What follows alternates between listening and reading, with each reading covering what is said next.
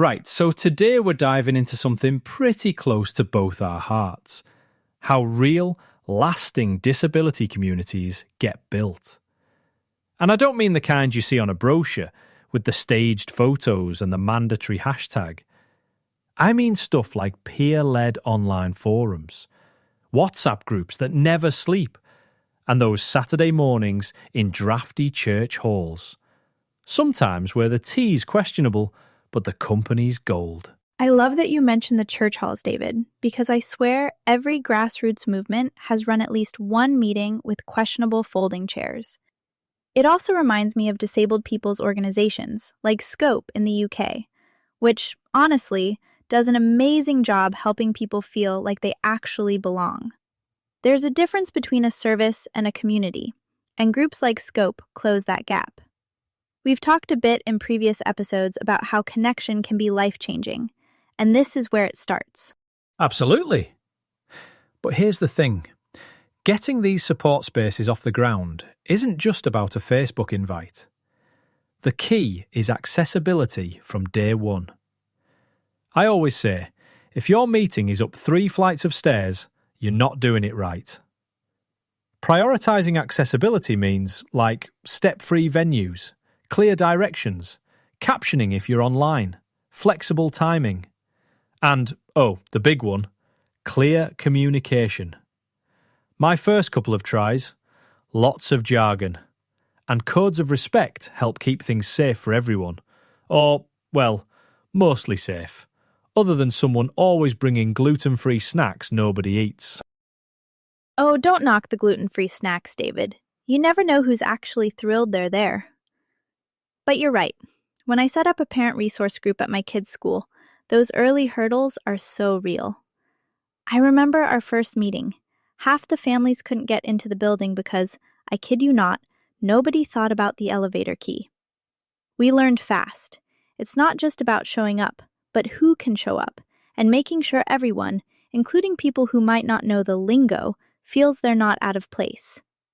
That jargon gap between parents, teachers, specialists, I still have PTSD from my first IEP meeting. Oh, don't get me started on jargon. Neurodiversity is still my tongue twister. If I can mangle it, anyone can. But those awkward beginnings turn into trust over time, yeah? And pretty soon, the group has its own inside jokes, messages flying at odd hours, and an unspoken agreement that no question is too small or too weird. That's community. So now that we've got our community started, how do we actually build power together? I think of how, in disability spaces, sharing information is practically a superpower. Some of these groups pull together spreadsheet after spreadsheet of legal rights, medical contacts, social programs. I'll confess, Google Sheets has never felt so radical. Yeah, it's like crowdsourced survival. There's a project I love, the Disability Visibility Project, where folks pool not just resources, but voices. And that kind of thing gives collective strength. I mean, you post a question, and the answer comes with 6 bonus tips, 3 links, and probably an offer for a virtual coffee. That's how gaps close, when people share what they know, instead of keeping it locked up like its secret family biscuit recipe.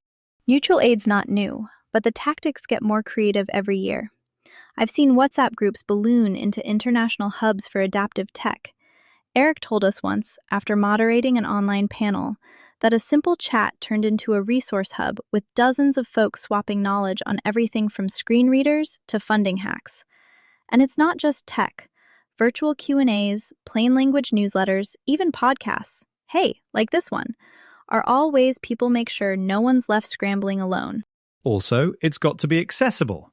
There's no point sharing a guide if it's in a PDF half the group can't open, or in words people need a translator for, right? If anyone out there remembers our episode on inclusive classrooms, it's a bit like differentiating learning, meeting people where they're at. It doesn't have to be complicated to be useful. Sometimes it's literally just, here's a number to call, and here's what to say.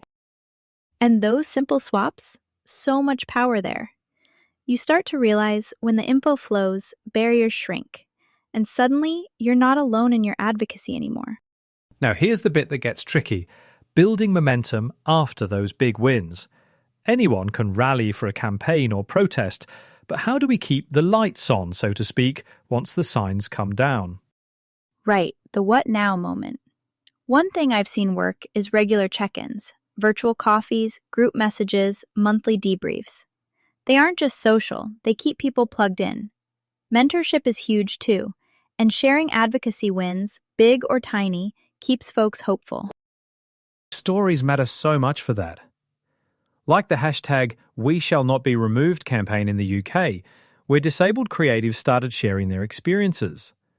Not only did that boost trust, it made others feel strong enough to share their own.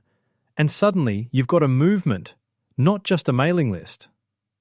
I guess, to be poetic for a second, stories are like yeast in my sourdough. Too much and, okay, bad metaphor, but you get it. They help everything rise together. I love that. Stories also build resilience. Honestly, I remember a parent joining our advocacy group. She was terrified to speak up. The first time she did, it was during a heated debate on playground accessibility. She just told her story. That was it. Suddenly, everyone on that committee looked at the issue differently. By the next year, she was running mentorship circles to help newer members find their advocacy voice too. It's a ripple effect, and now we're seeing leadership develop organically, not just from the same old faces. Yeah, and those circles, we've got the same thing in my Unity Club at school. Kids share a win, and the next thing you know, someone's teaching others how to write a letter to the council or organise a fundraiser. That's the sustainable bit. Building trust, then giving it away so others pick it up. Exactly. And if you really want to shake things up, you build alliances outside your usual circles. Think allied organizations, policymakers, even groups you wouldn't expect. The broader the net, the louder the voice. We learned that organizing a citywide event, bringing in folks from transport, parks, youth services, everyone had a role, and suddenly systemic barriers didn't seem so untouchable. I mean, advocacy doesn't stop at the school fence or, the WhatsApp group, right? When communities team up for joint campaigns, that's when headlines happen. Remember in one of our earlier episodes when we talked about how policy shifts often take years of collective effort? That's this in action. Pooling resources, going for a grant together, or running collaborative workshops. I've seen it work wonders for local adaptive sports and education programs. Makes you realise, oh, it's not just us banging our heads against the wall. It does take some wrangling, though. You get more voices, but you also get more opinions, so compromise is key. But strategic partnerships, when they work, they open up new training opportunities, funding sources, even space for research that wouldn't happen otherwise. The impact sometimes goes way beyond what you'd imagined as a scrappy little network starting out. Yeah, sometimes we don't see that in the early days. A local support group in someone's lounge can turn into a city-wide project with funding, media attention, maybe even councils on board. That's something to aim for, not just dream about. Now, before anyone gets too comfortable, impact needs measuring. Otherwise, we're just crossing our fingers. For every project, surveys and feedback sessions are crucial for seeing what's working and spotting blind spots we all have. Oh, and don't forget, getting feedback doesn't mean fishing for compliments. Sometimes you hear things like, the lighting was terrible, or I didn't understand the handouts. That's gold for improvement, as much as it bruises the ego. And long term, it's all about sustainability. Funding sources can't just come from one annual bake sale.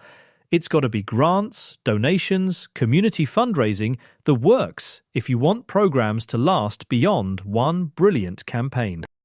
Yeah, and if you want to avoid classic burnout, building up leadership is critical. That means actual pathways, offering training, explicitly mentoring new people, and honest succession planning. Otherwise, it all falls apart when one key person moves on. I know the word succession sounds dramatic, but it's really just who's got next and how do we get them ready? I always love when a shy parent or a kid who hangs back at first suddenly steps up to lead a club or an event. That sense of continuity, it makes all the difference and helps a network survive, not just one-off wins. So, let's end with a bit of future gazing. Innovation is key. And it's not just tech for tech's sake, it's about finding tools that genuinely increase participation. We touched on this in our last episode on tech in the workplace, but honestly, things like AI or virtual reality, if used right, can massively boost accessibility for meetings, events, even advocacy work. Suddenly, more people can join wherever they are. Yeah, and creativity matters just as much. Some of the most dynamic advocacy I've seen lately comes from pilot projects that mix art, culture, and tech. It's like put advocacy on stage, or into a mural, or use digital storytelling to capture experiences that stats miss. That's how you reach new audiences, or engage community members who might not speak up in a meeting, but will tell a story through photos or theatre. And if you want real longevity for a community, get the next generation involved. Teaming with schools or colleges to develop internships and training programs gives youth with disabilities a seat at the table and a toolkit for leadership. Those partnerships mean the community is not just surviving, but actually thriving and growing, long after we've handed the reins over. Couldn't agree more. The best part is, all these innovations, whether it's AI-assisted live captions or choreographing a dance for a rights campaign, they actually bring out skills and talents people didn't even realise they had. That's what going beyond the label really means, hey? Absolutely, and that's a perfect note to wrap up on for today. Thanks, David, for your tangents and yes, your sourdough metaphors. And thanks to everyone listening for being part of this growing, ever-evolving journey with us. Thanks, Claudia. Always a joy, even if I never quite get neurodiversity out in one go. And thanks everyone for tuning in to Beyond the Label. We'll be back soon with more stories, strategies and questions, hopefully with fewer tongue twisters next time. Take care. Bye, David. Bye, everyone.